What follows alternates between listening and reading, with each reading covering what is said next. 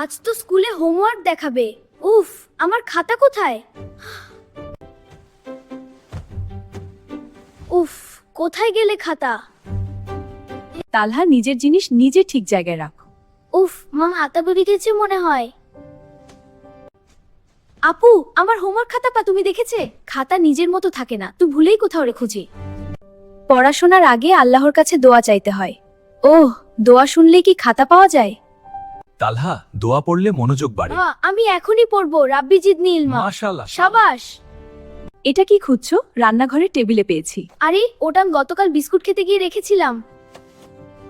দেখলে, দোয়া পড়লে মনও পরিষ্কার হয়। হ্যাঁ আপু, আমি এখন থেকে রোজ বলবো। এটাই আমার সোনার তালহা।